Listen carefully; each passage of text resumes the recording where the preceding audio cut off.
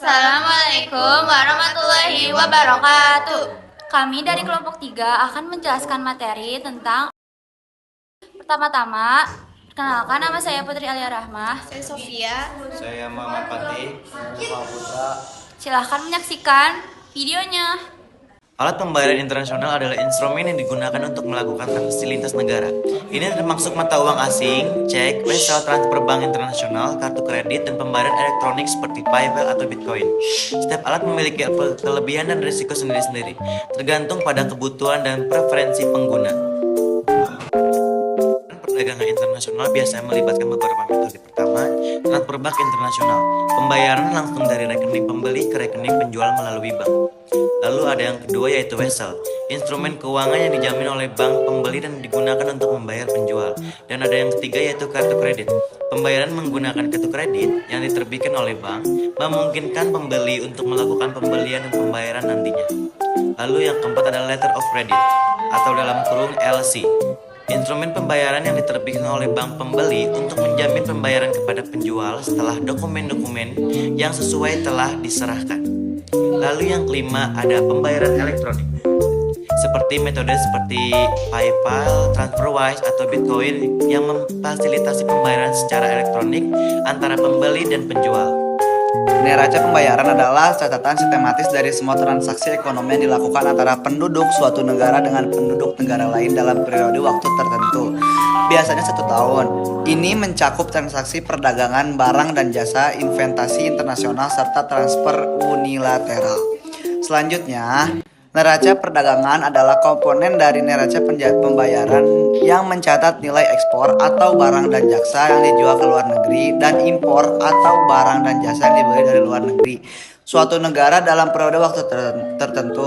Jika nilai ekspor melebihi impor, negara memiliki surplus perdagangan, sedangkan jika impor lebih besar dari ekspor, negara memiliki defisit perdagangan.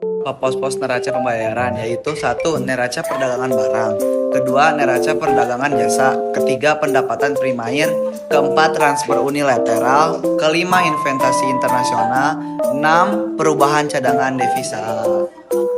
Surplus neraca pembayaran terjadi ketika total penerimaan suatu negara, misalnya dari ekspor, pendapatan investasi luar negeri, dan transfer, melebihi total pembayarannya, misalnya untuk impor barang, pembayaran investasi asing, dan transfer keluar.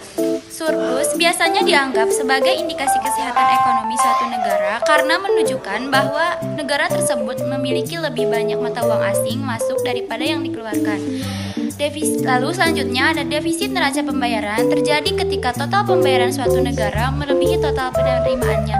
Ini bisa terjadi karena lebih banyak barang dan jasa diimpor daripada diekspor, atau karena pembayaran bunga, dividen, atau transfer keluar melebihi penerimaan dari investasi asing dan transfer masuk. Beberapa sistem kurs dalam neraca pembayaran. Yang pertama yaitu sistem kurs tetap. Untuk menjaga nilai tukar tetap, bank sentral akan terlibat dalam intervensi pasar, membeli atau menjual mata uang asing jika diperlukan. Yang kedua yaitu sistem kurs mengambang. Nilai tukar mata uang ditentukan oleh kekuatan pasar dengan penawaran dan permintaan di pasar valuta asing menentukan nilai tukar relatif. Yang ketiga yaitu sistem kurs terkendali, merupakan campuran dari sistem tetap dan mengambang. Bank sentral membiarkan nilai tukar mata uang mengambang dalam kisaran tertentu, tetapi akan terlibat dalam intervensi jika nilai tukar mendekati batas atas atau bawah kisaran.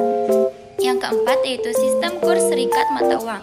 Beberapa negara menggunakan mata uang yang sama atau terikat secara erat dengan mata uang lain melalui serikat mata uang, seperti Eurozone yang menggunakan euro.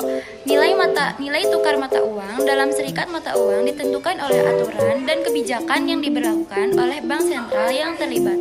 Neraca perdagangan suatu negara dapat memiliki pengaruh signifikan terhadap nilai tukar mata uangnya dalam pasar valuta asing.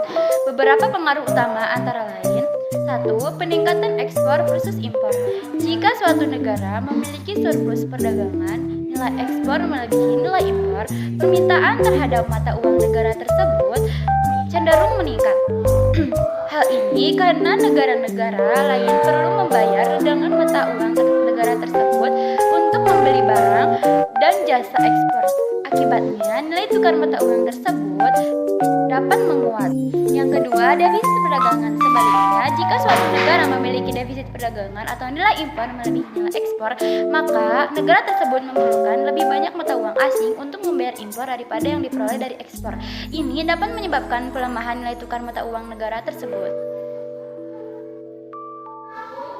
Yang ketiga, perubahan sentimen pasar. Neraca perdagangan yang sehat atau buruk dapat mempengaruhi sentimen pasar terhadap mata uang suatu negara.